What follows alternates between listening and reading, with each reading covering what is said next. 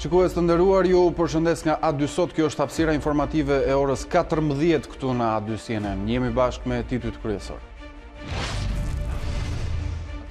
Opozita e re do të ketë në parlament 10 deputet. Komisioni Qendror i Zgjedhjeve miratoi sot 6 mandate të reja. Gati t'ju bashkohet edhe deputeti i Partisë Demokratike Alban Zeneli, i cili dorëzoi formularin e dekriminalizimit. Nga Korça, Lulzim Basha bëri thirrje për një pakt kombëtar me qytetarët kundër qeverisë Rama, e cila ka bërë pakt me krimin sipas tij. Protesta e 16 marsit është mundësia për t'u bashkuar në fitore, tha Basha. Qeveria shqiptare shpreh e bindur se në qershor do të hapen negociata për antarësimin në Bashkimin Evropian. Ministri në detyrë Gent Cakaj thotë se nuk do të ketë shtyrje të vendimit nga Brukseli. Përplasje mes banorëve dhe policëve gjatë aksionit të Inspektoratit Kombëtar të Mbrojtjes Territorit për shembull në një banese në zonën e Petronini Luarasit në kryeqytet. 3 antarë ngujojnë në banesë dhe i vënë flakën banesës. Ata kundërshtojnë aksionin duke deklaruar se kanë një vendim gjykate që u njeh pronësinë.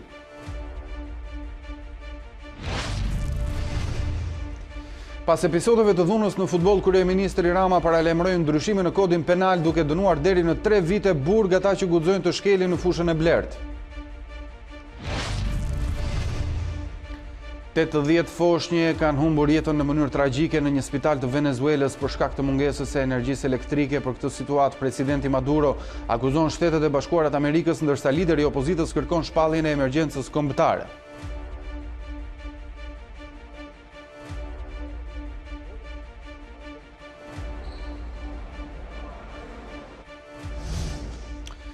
Gjasht deputet të rinj i shtohen asaj që po cilësohet si opozita e re. Komisioni Qendror i Zgjedhjeve në mbledhjen e mesditës së sotme vendosi të zvendsojë mandatet e djegura të opozitës me emrat që pasonin në listat shumë emërore të opozitës. Kështu Elda Hoti merr mandatin e Viktor Tushajt në Lezhë, Lira Hyseni merr mandatin e Nora Malejt në Durrës, Ediola Braho merr mandatin e Gjirokastrës, Lefter Maliqi pranon ndërkohë mandatin Astrid Viliajt në Berat, Majlinda Halilaj merr mandatin e Gent Strazimirit në Tiranë dhe po në Tiranë Ligoraq Karamelo do të marrë mandatin e Kleviz Balliut. Do të kemi një bisedë me kolegen Marcela Karapanço në këto momente, e cila gjatë ditës ka ndjekur zhvillimet në Komisionin Qendror të Zgjedhjeve. Marcela, të përshëndes sërish. Interesant ndërkohë ishte edhe fakti që opozitës së re në thonjza marsi ju bashkua edhe Alban Zeneli, apo jo? Që ka dorëzuar, ka bërë publik qëndrimin e tij që do të përfitojë nga mandati, pra do të kërkojë mandatin e deputetit. Kandidati i renditur i treti në listën shumë emërore të Kukësit Arlind në zgjedhjet e 25 qershorit 2017, Alban Zeneli do të marrë edhe ai mandatin si disa kolegë të tjerë kandidatë që tashmë janë në parlament, por edhe ata të cilët pritet të betohen për gjatë ditës së mërkurë. Alban Zeneli është në fakt një emër që vjen jo pak me çuditëra nga pasi në 5 mars në protestën e opozitës së bashkuar, zoti Zeneli u ngjit në podiumin e improvizuar atje duke kërkuar largimin e qeverisë, largimin e zotit Rama, por edhe duke dënuar kolegët kandidat për deputet, të cilët ishin bashkuar po atë ditë në seancën për betimin për kandidatëve të rinj tashmë deputet. Dhe në këto kushte shohim që vetë zoti Zeneli bën të një lëvizje krejt ndryshe nga ajo çfarë u dëgjua në podium. Nuk dihen arsyet se pse ky vendim i beft, ndërkohë që do të pritet me kuriozitet edhe se cili do të jetë qëndrimi që do të vijë vetë nga Selia Blu për një tjetër të pabindur në thonjza nga ana e demokratëve. Po, ndërkohë në kryesinë e Partisë Socialiste sot u bisedua për zhvillimet e ditëve në vijim. Çfarë kanë vendosur socialistët, pra a do t'i kushtojnë ata një vëmendje çfarë aktivitetit dhe aksionit opozitar, Marsi? Ndryshe nga se çfarë kemi parë dhe çfarë ka ndodhur deri më tani, Arlind ka sjell një kthim 360 gradë nga ana e mazhorancës. Në kryesinë e sotme të Partisë Socialiste, por edhe në grupin parlamentar, kanë qenë disa porosi të dhëna nga zoti Ruçi dhe Tauland Balla, kreu i grupit parlamentar. A2 CNN ka mësuar se ndryshe nga herët e kaluara kur vetë zoti Rama i dha për gjatë gjithë kohës, gjithë minutave të fjalimit të tij në foltore, vëmendje opozitës, protestës së saj dhe deputetëve të rinj duke i quajtur ata opozita e re me cilët do bashkëpunonte edhe për reformën zgjedhore, këtë herë kemi ndryshim të kursit. Mazhoranca do të jetë tërësisht indiferente, asnjë deklarat lidhur me protestën e opozitës, e cila do të përkojë me atë të 16 marsit, nuk duhet ketë asnjë prononcim për sa i përket kandidatëve, deputetëve të rinj. Këto kanë qenë udhëzimet dhe detyrat e reja që ka përshpërndar zoti Ruçi në mungesë të zotit Rama në mbledhjen e kryesisë. Duhet disiplinë në sallë, nuk duhet ketë mungesa, ka qenë edhe kjo një tjetër porosi që është deklaruar, pasi duhet të jenë të gjithë të pranishëm për të votuar e për të debatuar pikërisht për çështjet e rendit të ditës dhe ato të cilat në shumë gjasa do të jenë raporte të institucioneve vjetore, ndërkohë mund të jenë edhe projekt ligje të cilat do të presin miratimin si koncesionet apo pika të tjera të rëndësishme të rendit të ditës, përfshirë këtu edhe betimin e 5 deputetëve, nëse përgjatë ditës së nesërme do të jetë edhe Ligoraj Karamelo, deputeti i cili kandidati për deputet i cili do të marri edhe votbesimin nga Komisioni Qendror i Zgjedhjeve, pasi sot u shtye vendimarrja për të për shkak të kuotave gjinore, do të shohim nëse ata do të shkojnë blok të 6, duke ju shtuar edhe 4 të tjerëve tashmë të cilët janë deputet në parlament, duke quar në 10 në total. I gjithë parlamenti deri më tani pa Alban Zenelin përbëhet nga 92 deputet. Mirë, të falenderoj për informacionet dhe këtë bisedë ishim me kolegen Marcela Karapanço.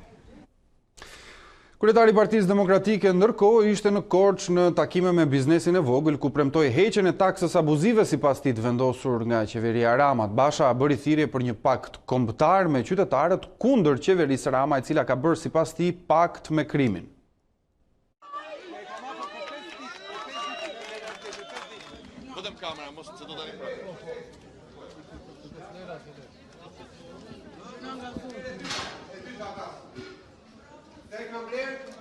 Para 4 vjetëve, ordinaritet, jam për tjetra, i thash, i lutem, i thash, unë e kam blerë, thash, dhe e kam 5 ditë të hapë lokalin. Me të ardhur, me vun gjokë. Ja, shikojni. Kjo që i ka ndodhë Donaldit.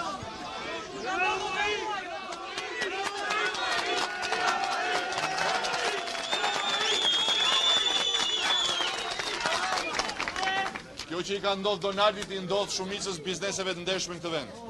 Po mos ti esh trafikant droge. E ka marrë 400.000 leka. 400.000. Ja. Po mos ti esh trafikant droge. Po mos esh hajdut. Po mos esh i dënuar. Këta ja si trajton banda e Tiranës. I ka vënë gjobë dhe i thotë si pas njoftim vlerësimit numër protokolli hiq. Dat hiq. Kështu i merë vendimet banda.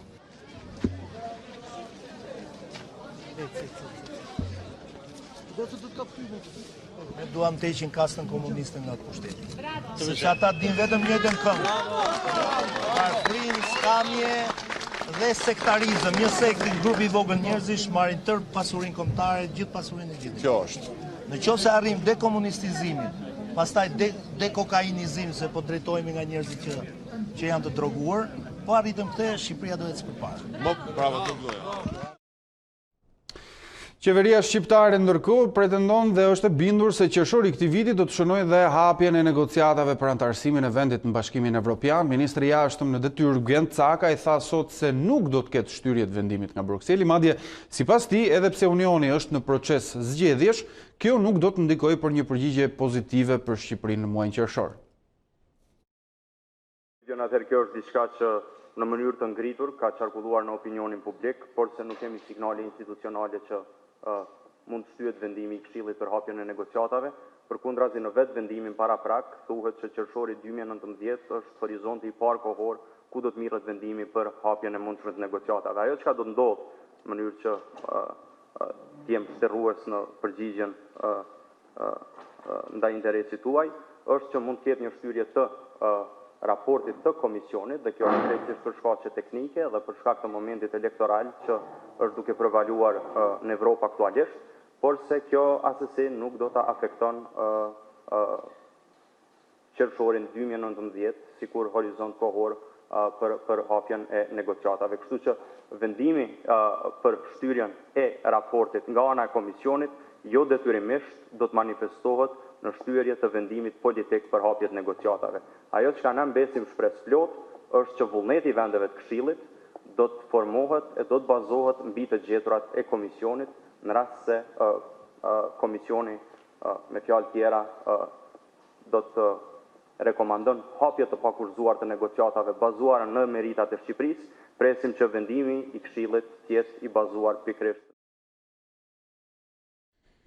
Kreu i grupit parlamentar të Partisë Socialiste Tauland Balla tha se puna për integrimin e Shqipërisë do të vijojë edhe pa praninë e opozitës në parlament.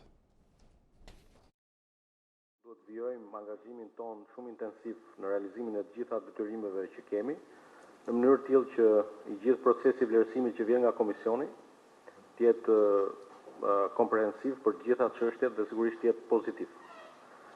Gjithë e dim që tre institucionet e përfshira në proces që thot Komisioni, Parlamenti dhe Këshilli, kërkojnë dhe ato kohën e vetë, po të kemi parasysh që Parlamenti Evropian pas datës 26 maj vijon të jetë detyrë, po në fakt janë zgjedhur eurodeputet të tjerë në parlament.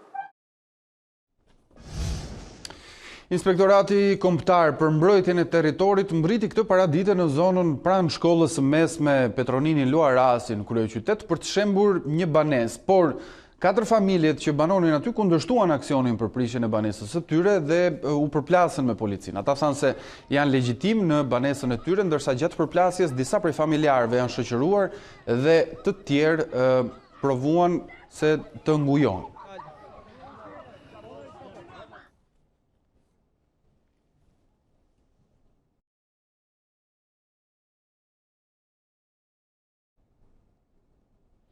Mirë, zhvillimet dhe ngjarjen pra për të cilën sapo folëm e kanë ndjekur gjatë gjithë ditës së sotme kolegu Julian Kasabi me cilin do të bisedojmë në këto momente. Juli, të përshëndes, aktualisht si është situata tek banesa dhe aty ku ishin vendosur përfaqësuesit e përmbarimit dhe forcat e policisë më parë? Atëherë po Arlin, situata është me qetë, kjo pas mbërritjes avokatit i cili përfaqëson 3 familjet me 15 anëtar, pronë e cila ata duhet lënë pra pronën e tyre pas një vendimi të gjykatës apelit e cila i njeh pronën ish-pronarëve. Gjithsesi, sipas familjarëve, të paktën sipas disa përfaqësuesve të familjarëve, ata kanë pasur një kontratë notariale me ish-pronarin dhe në momentin që prona do të zhvillohej, ato do të përfitonin nga kjo pronë. Por me rritjen e përmbarimit këtu, kjo kontratë notariale nuk është më e vlefshme, çka dhe sipas avokatit mbrojtës të familjarëve po shkelet ligji pasi kontrata notariale është firmosur si nga familjarët por dhe ish-pronari, por të paktën me mbërritjen e përmbarimit këtu dhe tentativat e tyre për të futur brenda dhe për të nxjerrë jashtë banesës së tyre familjarët, sipas avokatit mbrojtës së familjarëve, kemi të bëjmë me një rast shkelje të ligjit, ndaj dhe për përmbarimin është bërë një kallëzim penal. Që në fillim policia mbriti në mbështetje të përmbarimit, i cili pati disa tentativa për të futur brenda ambienteve të banesës, por hasi në kundërshtimin e familjarëve. Disa prej tyre janë ngujuar brenda ambientit të banesës, ndërkohë që vetëm pak minuta më parë u desh dhe ndërhyrja e zjarfikësve pasi disa herë ata tentuan t'i vinin flakën banesës, por që flakët u shuan nga zjarfikëset. Gjithsesi, mes pronarëve është dhe një efektive e forcave shqiponja, bëhet fjalë për Blerina Dervishaj, e cila faktikisht nuk është lejuar të futet brenda ambienteve të banesës nga kolegët e saj. Të paktën kjo është historia ku familjarët pretendojnë se janë në proces legalizimi, ndërkohë që ish-pronari ka një vendim gjykate të gjykatës apelit e cila ja njeh pronën atij. Gjithsesi, të paktën sipas pronarëve ka pasur dhe një kontratë notariale mes tyre dhe ish-pronarit dhe në momentin që kjo pronë do të zhvillohej, ata do të përfitonin, por me sa duket ish-pronari ka ndryshuar mendje dhe ka sjellë këtu përmbarimin në mënyrë që të bëjë mundur daljen e familjarëve.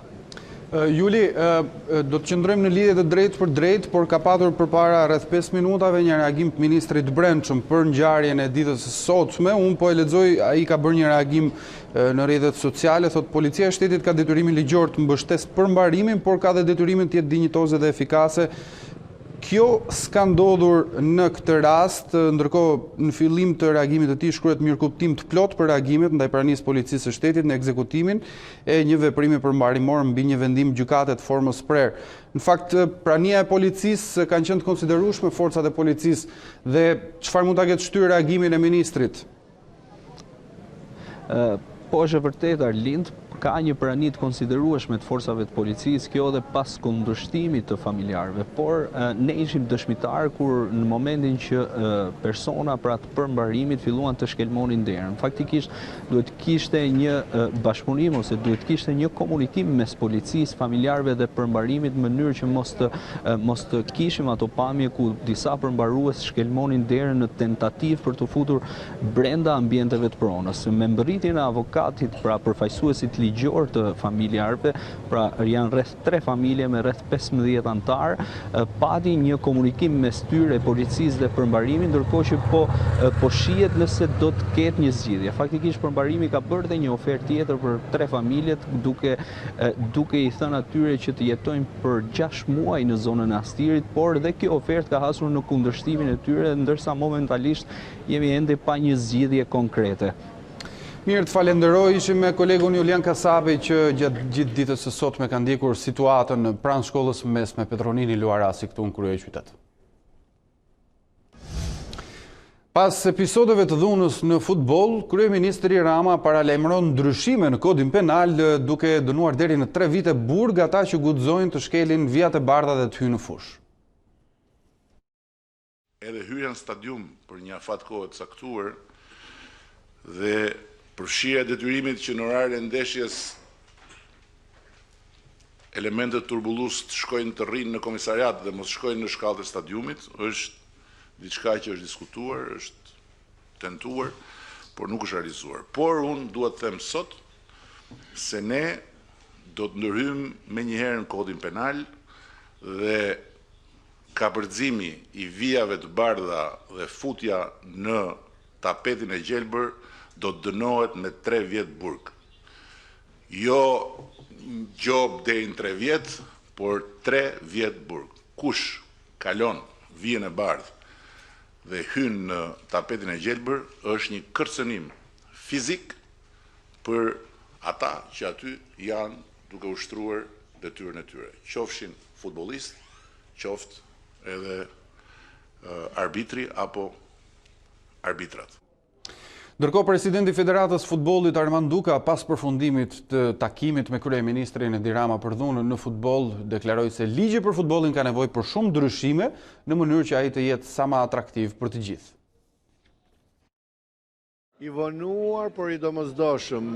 Futbolli ka nevojë për shumë ndryshime ligjore për ta bërë atë sa më produktiv. Këto u diskutuan edhe në këtë tavolinë. Unë e falenderoj vërtet kryeministrin dhe gjithë anëtarët e kabinetit që ishin sot, që tregojnë që të paktën jemi në një emërus të përbashkët. Futbolli është i rëndësishëm dhe duhet mbështetur. Dhe nëse ky vullnet ekziston, atëherë të gjithë të tjerat janë të mundura për të rregulluar, për të patur një paketë ligjore incentivuese, për të bërë njerëzit të interesuar për të investuar në futboll, për të pasur një futboll akoma më të qetë dhe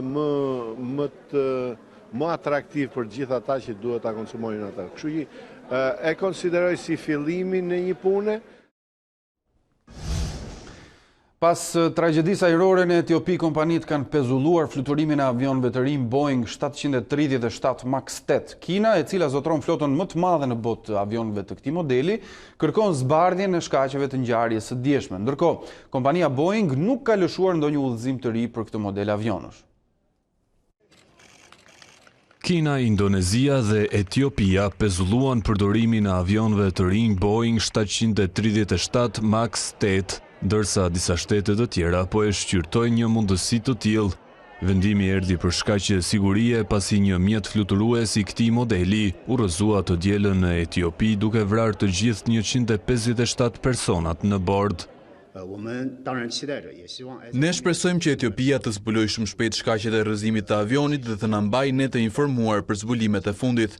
Ministria e Jashtme dhe Ambasada e Kinës në Etiopi do të monitorojë nga afër progresin e hetime dhe do të bëjë çdo gjë që të garantojë asistencën e nevojshme për familjarët e viktimave. Kina zotëron një ndër flotat më të mëdha të modelit 737 Max 8. Pezullimi i tyre do të qëndrojë në fuqi deri në një njoftim të dytë, theksojnë autoritetet kineze. Ndërkaq kjo ishte hera e dytë brenda 6 muajsh që një model i tillë Boeing rrëzohet vetëm disa minuta pas nisjes nga toka. Tetorin e kaluar avioni Lion Air urrëzua në detin Java të Indonezisë duke vrarë të gjithë 189 personat në bord. Ndërkohë, kompania Boeing ka bërë me dije se nuk ka udhëzime të reja për kompanitë ajrore pas incidentit tragjik të ndodhur në Etiopi. 80 foshnjë kanë humbur jetën në mënyrë tragjike në një spital të Venezuelës për shkak të mungesës së energjisë elektrike atje. Për këtë situatë, presidenti Nicolas Maduro akuzon Shtetet e Bashkuara për sabotazh, ndërsa lideri i opozitës kërkon shpalljen e gjendjes së emergjencës kombëtare. Flasim tani për futbollin, do të shkojmë në Itali, ku Fiorentina dhe Lazio barazuan 1-1 dhe frenojnë kështu në garën drejt kupave të Europës. Kryeqytetasit nuk arritën të menaxhonin avantazhin me Immobilen, pasi vjollcët evituan humbjen fal Luis Muriel, i cili realizoi golin e 6 në 8 ndeshje. Lorenzo Insigne ndërkohë shpëtoi Napolin duke shënuar në minutat e fundit golin e barazimit 1-1 në fushën e Sassuolos. Napoli kështu mbetet në vendin e dytë, por diferenca me Juventusin kryesues është rritur në 18 pikë. Në pritje të derbit, Interi mbajti hapin e Milanit të vendit të tretë duke fituar 2-0 me Spalin me golat e Politanos dhe Gagliardinit.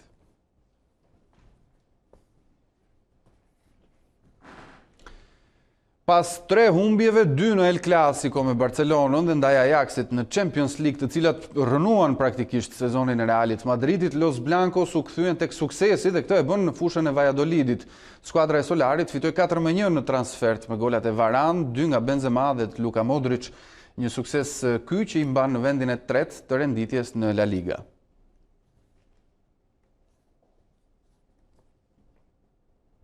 Por ndërkohë në stadiumin Jose Zorrilla ndodhi diçka, duke nisur nga minutat para takimit, ndërsa futbollistët po bënin nxemje, impjanti i ndriçimit pësoi një defekt në stadium. Lojtarët qëndruan në fushë në errësirë, ndërsa për të krijuar atmosferë menduan tifozët me dritat e smartphone-ve.